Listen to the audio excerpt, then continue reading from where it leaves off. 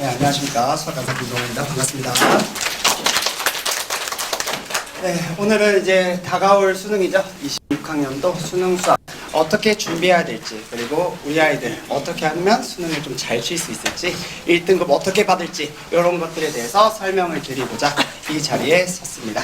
바로 들어가기 전에 간단하게 제 소개부터 먼저 하고 들어가도록 할게요. 저는 이제 서울대학교 수학교육과를 졸업을 했고요. 원래 이제 시대인재에서 강의를 진행하다가 이제 이투스에서 이제 스카우트 제의가 와가지고 이투스 온라인 강사로서 현재 활동하고 있습니다. 현재 이제 단과는 여기 유인어스 학원이랑 이제 목동의 예섬학원, 목동의 강남하이퍼학원에서 현재 단과를 진행하고 있고요. 그 다음에 제 수학원은 이제 강남하이퍼 의대간 본원 목동간에 이렇게 출강하고 있습니다. 제 소개는 이 정도까지만 하고 바로 한번 들어가 보도록 할게요. 나의 자신감이 너의 자신감이 된다. 이게 제 연구소 슬로건이에요. 실제로 제 수업을 들었던 많은 학생들이 이제 후기를 좀 남겨주는데 그 후기 중에 많은 후기가 이런 게 있어요. 학생들이 시험을 치는데 갑자기 제가 귀에다가 속삭이는 듯한 느낌을 받는데요. 거짓말 아닙니다. 거짓말이 아니에요. 실제로 그런 후기들을 많이 마주하고 있고요.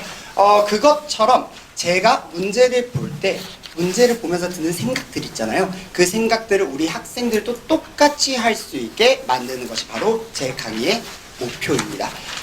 그러면 제가 가지고 있는 이 자신감 세 가지를 가지고 우리 학생들도 똑같이 이러한 수학에 대한 자신감을 가질 수 있도록 만들도록 할 거고요. 이걸 토대로 성적 향상을 시키는 게 바로 제 목표가 되는 것입니다.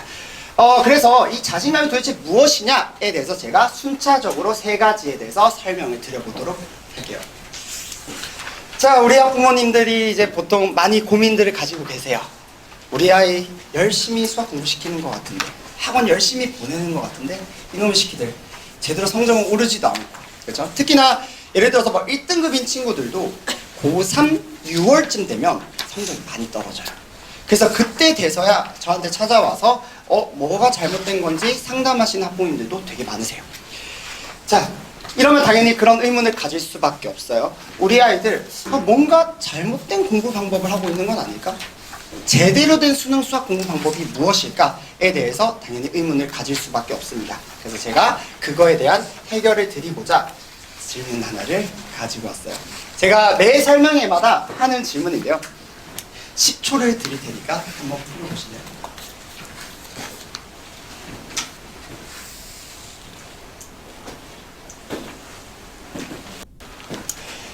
(10초) 지났습니다. 이 학생들 느끼는 감정이에요. 혹시 다 뭔지 아실 거나요? 모르죠. 어려워요, 그렇죠? 자, 많은 학부모님들이 아마 이 생각을 많이 하실 것 같아요. 16과 68의 사이에 있는 숫자인가? 중간값인가? 88과 98에 있는 중간값인가? 근데 이렇게 수능을 접근하게 되면 안 됩니다. 제가 지금부터 수능 수학 문제 풀듯이 이 문제를 한번 풀어드리도록 할게요. 자, 파란 차와 물론 이거 수능 문제 아닙니다. 홍콩 초등학교 수학 문제예요. 자, 파란 차와 빨간 차가 주차된 곳의 번호는 몇 번인지 구하세요. 자, 이런 걸 우리는 보통 발문이라고 해요. 발문에서도 항상 문제를 푸는데 힌트가 주어집니다. 여기에 뭐가 주어져 있죠? 주차된 곳이 주어져 있습니다. 주차된 곳, 여기 위치가 어디죠? 주차장이에요. 맞아요. 자, 우리 주차장에 혹시 번호가 이렇게 16, 68 이렇게 떨어져 있는 주차장 번호 본 적 있으세요? 없죠. 그러니까 우리가 얘를 16, 68의 중간값으로 보겠다라는 생각은 틀린 방식이에요. 자, 그러면 어떻게 봐야 되냐? 두 번째, 이 그림을 한번 볼게요. 수학에서는 그림을 뭐라고 부르냐면 그래프라고 부릅니다. 자, 이 그래프에도 문제 해결에 대한 단서가 제공이 돼요. 자, 혹시 여기에 특징 하나가 있는데 혹시 찾을 수 있을까요? 보면 밑에는 줄이 어때요? 채워져 있죠? 위에 한번 볼까요? 줄이 없어요. 자, 우리가 주차장에서 주차를 이제 하러 가봅시다. 그러면 차 집어넣을 때 어떻게 집어넣었어요? 저면 주차장? 차 집어넣을 때 어떻게 집어넣습니까? 위에서 아래로 집어넣죠. 자, 그럼 운전자의 시선은 어떻게 됩니까? 위에서 아래를 바라볼 수밖에 없어요. 자, 그럼 위에서 아래를 바라보면 이 숫자가 뭘로 보이시나요? 86으로 보이시죠? 이 숫자가 뭘로 보이세요? 88로 보이죠? 이 숫자가 뭘로 보이세요? 89. 어머. 너무 신기한다. 자, 번호가 이런 식으로 보여집니다. 다시 말해 여기 번호가 87, 이 번호가 90이 되는 거예요. 자, 제가 학부모님들한테 말씀드리고 싶은 게 바로 요거.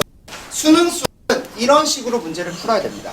문제 속에 문제풀이 방향에 대한 단서가 반드시 있고요. 그 단서를 토대로 문제에 대한 올바른 접근과 방향을 잡아나가는 게 핵심이에요.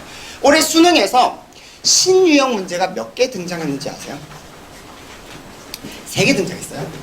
신유형이 3개면 뭐 적은 거 아니야? 라고 생각하실 수 있겠지만 정말 새로운 유형이 3문제가 등장했던 거예요. 그럼 학생들 입장에서는 내가 봤던 유형이라 할지라도 낯선 문제들은 훨씬 더 많다는 얘기입니다. 자, 저희가 문제를 풀 때 문제를 외워서 풀면 안 된다는 증거예요. 수능은 문제를 외워서 풀면 큰일 난다는 얘기입니다. 제가 실제 풀이 잘 안 보이시겠지만 제가 그냥 말로 다 설명할게요. 실제 풀이랑 답지 풀이의 차이라고 해놓고 제가 답지 풀이랑 실제 풀이의 형식을 다 가지고 왔는데요. 답지 풀이는 이런 거예요. 가공된 풀이입니다. 가공된 풀이. 우리가 앞에서 이 문제를 봤을 때 혹시 학생들이 이해하기 편하게 이 풀이를 한번 가공해 볼까요? 뭐라고 얘기하면 학생들이 이거 답 도출하기 편할까요? 이해하기 편할까요? 뭐라고 딱 얘기하면 한 문장이면 됩니다. 주차장 나오잖아? 거꾸로 봐. 하면 답이 그냥 86, 88이 바로 보여요. 근데 이게 정녕 학생들한테 도움이 되는 풀이일까요? 아니라는 겁니다. 왜? 이거 어차피 수능 문제 안 나와요. 한 번 나왔던 문제는 수능 문제에 다시 등장하지 않습니다. 즉 우리는 새로운 문제를 항상 마주하게 될 거고요. 그 새로운 문제를 봤을 때 이거 뒤집는다는 생각 어떻게 합니까? 그러니까 정확하게 문제에 주어진 조건들을 가지고 이끌어내야 된다는 거예요. 그래서 실제 풀이는 문제에 주어진 발문을 가지고 역으로 조건을 찾아 나가야 되는 게 바로 실제 풀이고요. 저는 이런 방식대로 학생들을 가르치고 있어요. 그래서 올해 저는 이런 평가를 받았습니다. 보통 이제 제 수학원에서는 이 강사를 평가를 해요. 그래서 강의 평가 1등 받았고요. 학생 만족도 1등 받았고요.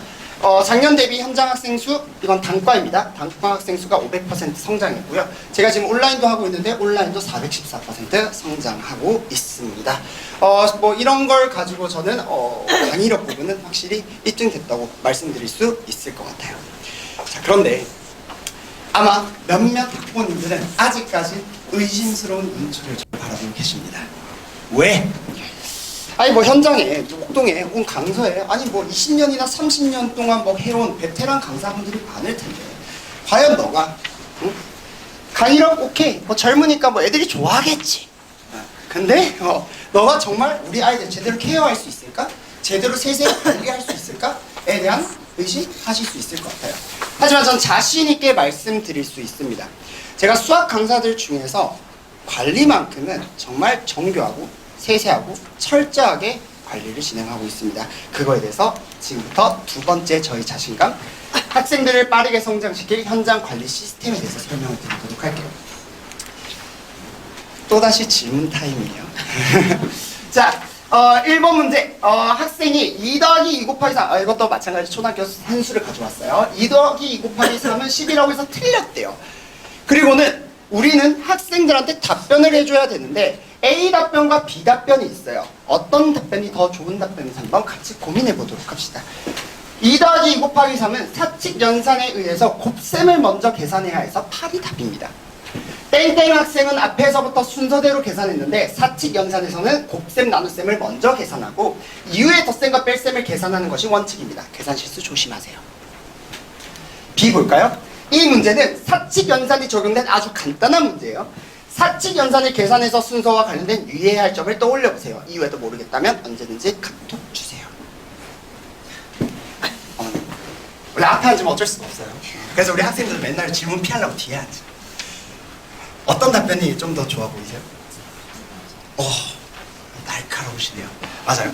보통 많은 학부모님들이 A 답변이 좀 좋다고 많이들 말씀하세요. 왜냐? 좀 F 성향을 가지신 분이라면 A가 친절해. 그리고 B를 보면 애가 좀 싸가지가 없어. 보면 사칙연산에 적용된 아주 간단한 문제를, 아니 우리 애들 입장에서 간단하지 않을 수도 있잖아. 그렇죠? 좀 싸가지가 없는데 사실 B 답변이 훨씬 더 좋은 답변입니다. 이유가 있어요. 왜일까요? A 답변 한번 볼까요? 너무 알려줘도 다 알려주죠. 이럴 거면 뭐 답지를 보지. 그렇지 않나요? 다시 말해서 저희는 어떤 식으로 학생들한테 피드백을 해주냐면 학생들이 힌트만 얻을 수 있게, 그 이유는 학생들이 스스로 답을 이끌어 나갈 수 있게 만들어주고요. 결국 떠먹여주기보다는 물고기 잡는 방법을 알려줘서 학생들의 사고력을 길러줄 수 있는 피드백을 저희는 지향하고 있고요. 저희 조교진들이 한 17명 정도 되거든요. 다 교육하고 있습니다. 이런 식으로 답변하게. 그러면 이 답변을 이제 어떤 식으로 활용하느냐? 저희가 학생들한테 한 3가지 정도 피드백이 나갔는데요. 첫 번째로 24시간 질의응답 시스템입니다. 학생들이 이제 궁금한 거 뭐 학원에서 있을 수도 있지만 집에 가서 아니면 뭐 스터디 카페 가가지고 궁금하다가 궁금한 거 얼마든지 있을 수 있어요. 질문해. 카톡으로 질문해. 그러면 저희는 다 질문 답변 해주고 있습니다. 제가 월화수목금토 다 수업을 하고 있고요. 학생들도 한 1000명 가르치고 있습니다. 그러다 보니까 제가 일일이 모든 답변을 다 해줄 수는 없어요. 그래서 대부분은 저희 조교진들이 좀 답변을 많이 하고는 있지만 그래도 저도 시간이 날 때는 무조건 다 답변을 해주고 있고요. 이것도 뭐 답변 예시이고요. 학생들이 좀 나는 상담하고 싶어 하면 이렇게 온라인으로 Q&A 하기도 합니다. 두 번째 피드백인데요. 학생들한테 클리닉 첨삭 노트를 제공을 해줘요. 자, 이게 무슨 말인지 한번 설명을 드려볼게요. 학생들이 과제를 해오면 저희가 과제를 다 걷습니다. 근데 과제를 거두면 학생들이 이런 걸 좀 써와요. 학습 계획 써오면 얘네들이 이 학습 계획이 제대로 됐는지를 저희 조교들이 문제 다 푼 거 확인해보고 피드백 해줍니다. 이런 식으로 피드백 다 해주고요. 그 다음에 학생이 나 이 문제 좀 잘 모르겠어요. 이거 어떻게 풀어야 되는지 좀 잘 감이 안 와요. 여기까지 생각했는데 그 이유는 어떻게 해야 될지 모르겠어요. 라고 한다면 그 부분에 대해서도 아까 전처럼 비답변처럼 저희가 첨삭을 다 진행해주고요. 이런 식으로 첨삭을 다 해주고 있습니다. 뿐만 아니라 성적표 다 받으시죠? 학부모님 성적표 다 안 받나요? 받잖아요. 그쵸? 자, 성적표에 보통 뭐가 들어가 있죠? 점수 들어가 있죠? 또 등수 들어가 있죠? 그쵸? 아마 좀 더 세세하게 답변해 주시는 분들은 아마 뭐 정답률 아니면 뭐 유형 분류까지는 해주실 겁니다. 근데 저는 이거 당연히 해줘야지. 근데 더 중요한 게 하나 있어요. 저희는 그것까지 해줍니다. 바로 학생들마다 개인 시험 피드백을 해줘요. 자, 무슨 말, 이게 되게 중요한 거예요. 학생이 시험을 쳤어요. 그리고는 OMR만 걷습니다. 그러면 애들이 그냥 틀린 거 맞춘 것만 결과만 딱딱딱 나옵니다. 근데 이게 당연히 이것도 중요하긴 하겠지만 우리는 시험지를 다 걷어요. 그럼 시험지를 걷은 다음에 이 학생이 이 시험 문제를 어떻게 풀었는지를 우리 조교들이 다 분석합니다. 그럼 얘가 틀린 문제라고 할지라도 어디까지 생각하고 틀렸을 수도 있고요. 맞춘 문제라고 하더라도 찍어서 맞출 수도 있잖아요. 그래서 이런 것들을 다 분석해서 학생들한테 다 피드백을 해줘요. 이 피드백도 마찬가지로 우리 아까 B처럼 그렇게 피드백을 다 일일이 제공해주고 있습니다. 그래서 학생들이 놓친 풀이까지 세세히 맞춤 피드백을 이런 식으로 제공해주고 있어요. 이런 것도 다 예시라서 나중에 저희가 따로 프린트 하나 해드렸거든요. 그래서 나중에 이거 한번 참고해보시면 좋을 것 같습니다. 이게 원활하게 진행이 되려면 우리 조교진들 매번 교육을 해야 됩니다. 그래서 매주 정기 미팅 진행하고 있고요. 이런 식으로 과제 공사 클리닉을 하고 있고, 만약에 추가적으로 피드백할 게 있으면 추가 피드백, 학생이 좀 많이 못한다 싶으면 1대1 피드백까지 거의 뭐 가외식으로 해주죠. 1대1 피드백 해주고 있고요. 우리 아이들 공부하느라 많이 힘듭니다. 그죠? 그래서 학생들이 지치지 않게 2달에 한 번 정도 저희가 이렇게 이벤트로 학생들한테 뭐 같은 거나 아니면 뭐 선물 같은 거 이렇게 제공해주고 있고요. 그 다음에 보시다시피 우리 학생들 보면 항상 이렇게 미소를 지어줘야 돼. 항상 힘들다. 그래서 이렇게 1대1 상담, 학생들이 이제 실제로 이 학생 다 특징들이 다 다르기 때문에 저는 모든 학생들 다 1대1 상담을 해주고 있습니다. 복습 영상, 손글씨 해설 당연히 기본적으로 제공이 되는 거고요. 이런 식으로 저희는 체계적으로 그리고 세세하게 섬세하게 관리를 해주고 있습니다. 자, 마지막 저의 3번째 자신감입니다. 탄탄한 커리 그리고 압도적 컨텐츠입니다. 컨텐츠 얘기하기 전에 간단하게 커리부터 먼저 설명을 드릴 건데요. 여기 수업에선 제가 주말에는 수원 수투 공통반 그리고 평일에는 미적 수업을 진행을 합니다. 정확한 요일이나 시간은 나중에 학원에 문의해 주시면 될 것 같아요. 아니면 리플렛에 다 나와 있어요, 브로셔에.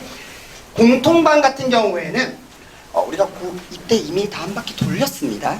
그러다 보니까 기본 개념을 설명하지는 않고요. 여기서는 실전 개념 그리고 기출 분석을 합니다. 4점짜리 수능 기출 분석을 여기서 수1부터 시작하고요. 수1이 고2 때 1학기 때 하거든요. 애들이 많이 까먹어. 그래서 이때 한번 다시 잡아줘야 되고요. 수2 이어서 진행하고요. 여기서부터는 이제 엔제 수업이 들어가면서 여기서는 이제 제가 아마 수학생들 중에서는 접근법이라고 따로 이제 제가 따로 설명하는 게 있는데 문제풀이의 방향 어떻게 하면 방향을 잘 잡는지에 대한 수업을 엔제로서 진행을 하게 됩니다. 그래서 실전 모의고사까지 이렇게 1년 커리가 진행이 되고요. 미적 같은 경우에는 미적을 안 한 친구들도 있을 것이고 아니면 고등학교 2학년 때 나 미적 한 바퀴 돌렸어 하는 친구들도 사실 착각 애들이 많이 부족해요. 그래서 무조건 이번 겨울방학 때 다시 기본 개념부터 한 바퀴를 빠르게 돌려줘야 됩니다. 그래서 미적은 6주 정도 이렇게 기본 개념 한번 쭉 돌리고 나서 바로 얘처럼 실전 개념, 기출 분석을 4점 기출 분석을 여기서 들어가고요. 저는 내신 대비까지 다 진행을 합니다. 그래서 미적 내신 대비까지 일치월장이라는 주간지를 이용해서 중간고사 범위까지, 기말고사 범위까지 다 이렇게 제공을 해주고 있고요. 그다음 마지막 얘도 뭐 엔제 이렇게 마무리까지 이런 식으로 전체 커리가 1년 커리가 진행된다고 보시면 됩니다. 그래서 제가 컨텐츠에 대해서 한번 쭉 설명을 드려볼 건데요. 기본 개념, 이게 메인 커리입니다. 메인 교재, 기본 개념 교재, 심화 개념 교재, 고난도 문제풀이 교재, 실전 모의고사 교재. 이게 메인 교재고요. 그냥 간단하게만 보시면 돼요. 각 그 시즌이 진행될 때마다 주간지가 다 제공이 됩니다. 내신 대비 주간지, 이게 실전 개념 주간지, 이게 어려운 고난도 문제 주간지, 그 다음에 얘가 마지막 파이널 모의고사 주간지 다 제공이 되고요. 각 교재마다 워크북도 따로 있어요. 그래서 기본 교재 워크북, 실전 개념 교재 워크북 이런 식으로 제공이 되고 있고요. 이건 아마 제가 수학 강사 최초일 텐데 이 필기노트라고 해서 학생들이 개념이 좀 가물가물한 거 있잖아요. 그런 것들을 한눈에 확인할 수 있게 저희가 필기노트를 따로 다 제공을 해주고 있고 기출문제집도 마찬가지입니다. 우리가 기출문제집 하면 유명한 게 자이스토리, 마더텅 요거 학생들 많이 사는데 실제로 학생들이 나중에 가면 이런 얘기 되게 많이 해요. 쌤의 문제풀이 방식 이제 자기는 이제 체화를 했어. 그리고는 그 문제풀이 방식대로 자기가 풀었는데 마더텅이나 아니면 자이스토리 푼 방식 답지랑 내가 푼 게 달라. 그럼 답은 맞아. 근데 이게 맞는 풀이일까? 갑자기 의문이 드는 친구들, 고민이 되는 친구들 분명히 있어요. 그래서 저희는 이번에 아예 기출문제집도 저희가 다 이렇게 만들어 놨고요. 기출문제집은 문제풀이가 제가 가르치는 방식대로 다 넣었어요. 그래서 다른 거 다 드릴 필요 없이 이거 하나만 해도 충분하다. 뭐 학교 내신 문제들, 수능 특강 변형 문제들, 학교에서 뭐 주는 뭐 프린트 같은 거 다 이렇게 제공을 다 추가적으로 해주고 있고요. 자체 교재, 자체 부교재, 자체 주간지를 한 번에 여러 학생들한테 다 일관되게 제공을 하면서 다른 사설 모의고사나 다른 사설 문제집 살 필요 없이 제 커리 하나로 충분히 1등급 맞을 수 있게 다 만들어 드릴 겁니다. 그래서 양질의 컨텐츠로 일관된 수학적 사고방식을 체화할 수 있도록 이렇게 구성이, 커리큘럼이 구성이 돼 있어요. 자, 그래서 제 자신감 기억하시나요? 강의력. 생각을 동기화시키는 검증된 강의력. 두 번째, 현장 조교들의 맞춤형 케어. 세 번째, 탄탄한 커리큘럼과 접근 방향을 체화시킬 양질의 컨텐츠. 이 제 자신감을 토대로 우리 학생들이 수학에 대한 자신감을 가질 수 있게, 그걸 토대로 성적을 향상시킬 수 있게 만들어 드리겠습니다. 그렇다면 올해 결과는 어떻게 됐을까요? 제가 올해 수능입니다. 이게 올해 수능이고요. 이게 제가 수능 직전에 학생들한테 주는 문제인데요. 결론부터 먼저 말씀드리자면 잡아냈어요. 한 문제를 정확히 쪽집게로 찾아냈습니다. 근데 사실 문제는 얼마든지 똑같이 만들 수 있어요. 근데 문제는 뭐냐면 신유형의 문제를 찾아내는 게, 적중하는 게 되게 중요한 거겠죠. 그래서 신유형의 문제들을 제가 적중을 한 사례이고요. 최근에 이제 뭐 수능 끝난 지 얼마 안 됐잖아요. 제 수강생들이 이제 연락이 이렇게 계속 옵니다. 수강 후기 말고 그냥 연락 온 것만 이렇게 가지고 온 거예요.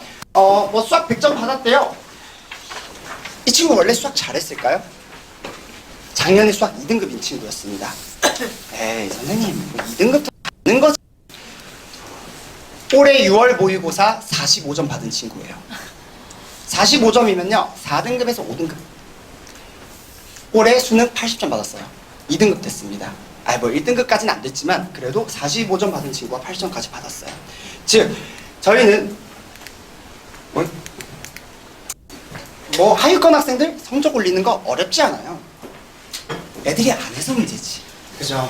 하위권 학생들은 금방 올라갑니다. 근데 문제는 뭐냐면 상위권 학생들이 문제예요. 상위권 학생들은 제가 아까 말씀드렸다시피 6월쯤 되면 성적이 다 떨어져요. 이게 진짜 디폴트 값입니다. 기본적으로 많이 떨어져요. 그래서 상위권 학생들이 이 성적을 유지하는 것조차 어려운데 상승하는 건 당연히 더 어렵죠. 근데 저희가 이렇게 데이터를 지금 이렇게 다 가지고 왔는데 요게 이제 잘 못하던 학생들이 수능 때 좀 잘 친 케이스, 요거는 이제 원래 잘하던 친구들이 더 잘 본 케이스. 이렇게 저희가 데이터까지 가지고 왔고요.